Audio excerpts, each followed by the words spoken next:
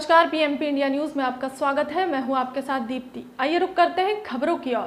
कल दिनांक 10 अगस्त सोमवार को छात्र नेता ब्रजेश यादव ने भारतीय किसान यूनियन लोक शक्ति के राष्ट्र महासचिव सह राष्ट्र प्रवक्ता को वीडियो रिकॉर्डिंग और कॉल कर पूरी जानकारी दी।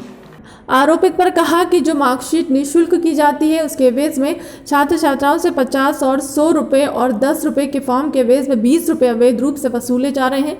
मामले को संज्ञान में लेते हुए शैलेंद्र कुमार गिरी ने कॉलेज के प्राचार्य डॉक्टर पी.के. श्रीवास्तव से बात की और बताया कि वर्तमान में देश के साथ ही बिहार वैश्विक महामारी कोरोना के साथ साथ बाढ़ की विषिका भी झेल रहा है और इस दरमियान कॉलेज कर्मी ऐसे घिनौने कृत्य कर रहे हैं जो कि जायज़ नहीं ठहराए जा सकते। प्राचार्य के.बी. श्रीवास्तव ने पूरे मामले की जांच कर उचित कार्रवाई करने की बात कही। डॉक्टर शैलेंद्र कुमार गिरी ने पूरे देश में विकास, मजदूर, बेरोजगार, छात्र, युवा शक्ति का हुंकार किया है। कहीं भी किसी भी प्रकार की भ्रष्टाचार हो रहा हो तो समय रहते फौरन सूचित करें। मैं संवैधानिक तरीके से यथोचित व न्योचित कार्रवाई करने में एक कदम भी पीछे नहीं हटूंगा। उत्तर प्रदेश जनपद बलिया के विकास खंड मनियर अंतर्गत ग्राम सूर्यपुरा एक फार्मासिस्ट महिला श्रीमती डॉक्टर पूनम चौहान जो कई जगह अपनी सर्विस के लिए जा चुकी हैं। वह अपने मायके में ही सूर्यपुरा में समाज सेवी के रूप में लोगों की सेवा कर रही है।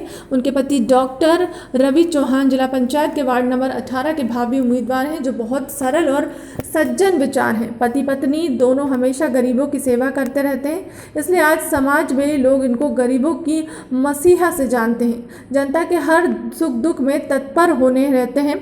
आइए सुनाते हैं श्रीमती पूनम चौहान फार्मासिस्ट की जुबानी तो क्या करेंगी।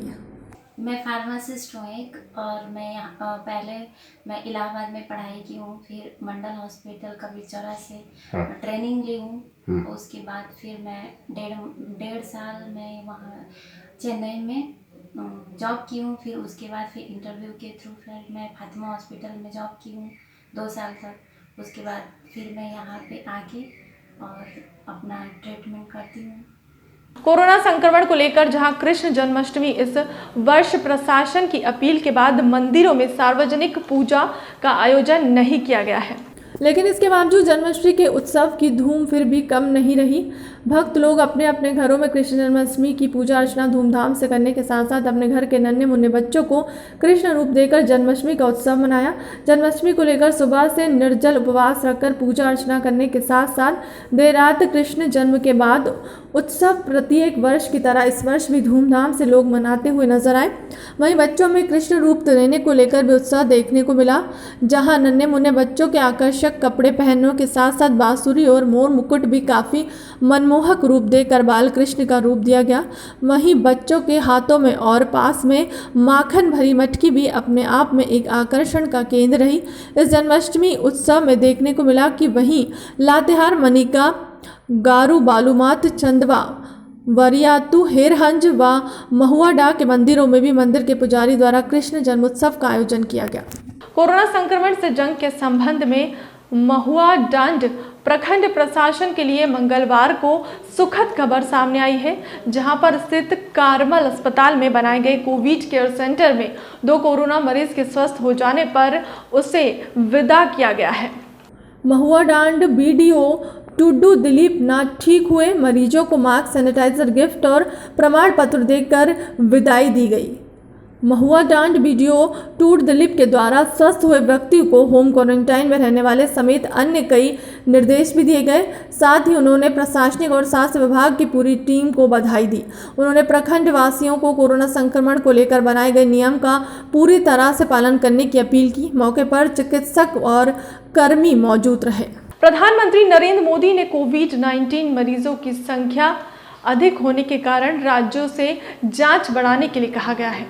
प्रधानमंत्री नरेंद्र मोदी ने कहा कि भारत के सामूहिक प्रयासों से ही कोविड-19 महामारी से लड़ाई में देश की जीत होगी। वीडियो कॉन्फ्रेंसिंग के जरिए 10 राज्यों के मुख्यमंत्री के साथ बातचीत के अंत में श्री मोदी ने कहा कि सबसे अधिक महत्वपूर्ण बात लोगों का विश्वास है जो बढ़ रहा है और डर दूर हो रहा है। प्रधानमंत्री ने कहा कि कोविड-19 महामारी पर नियंत्रण के प्रयास प्रभावी सिद्ध हो रहे हैं क्योंकि देश में कोविड-19 मरीजों का प्रतिशत घट रहा है और स्वस्थ होने की दर बढ़ रही है। प्रधानमंत्री ने कहा कि राज्यों ने आज के विचार विमर्श के जरिए एक दूसरे के अनुभवों से बहुत कुछ सीखा है।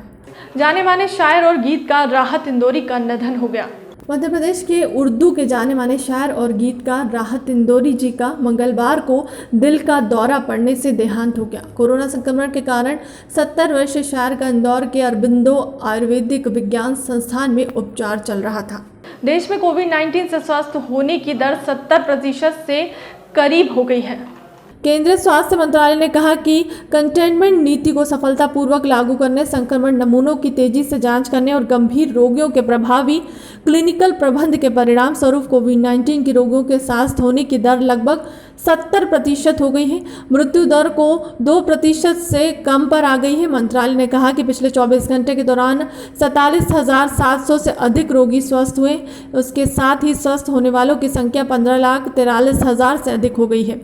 इस समय कुल संक्रमित रोगियों में लगभग 28% का इलाज चल रहा है, जिनकी संख्या लगभग 6,40,000 है। रूस कोविड-19 की वैक्सीन जारी करने वाला पहला देश बना। राष्ट्रपति पुतिन की बेटी को भी वैक्सीन दी गई।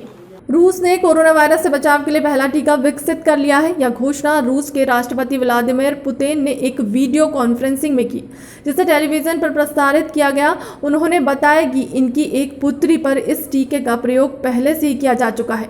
विश्व भर में कोरोना वायरस का संक्रमण निरंतर बढ़ता रहा है। इसे देखते हुए वैज्ञानिक और चिकित्सा विशेषज्ञ मानव उपयोग के लिए टीका विकसित करने के प्रयास बड़ी तेजी के साथ कर रहे हैं। वर्तमान में 160 से अधिक कंपनियां टीका विकसित करने के प्रयास में लगी हुई हैं, जो विभिन्न चरणों में है। इनमें से 27 कंपनियों के टीके मानव पर प्रयोग के चरण में है। रूस आज दुनिया का पहला देश बन गया है जिसने कोरोना वायरस के लिए स्वयं के टीके का शुभारंभ किया है। श्री कृष्ण जन्माष्टमी आज धार्मिक श्रद्धा और हर्षोल्लास के साथ मनाई जा रही है।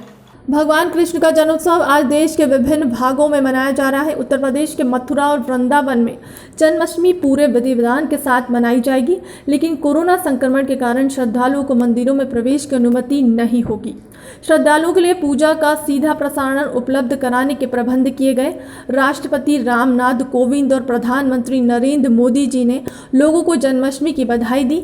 राष्ट्रपति कोविंद ने बधाई संदेश में कहा कि भगवान श्री कृष्ण ने न्यायप्रिय, संवेदनशील और सहानुभूतिपूर्ण समाज की स्थापना की है, प्रेरणा दी है।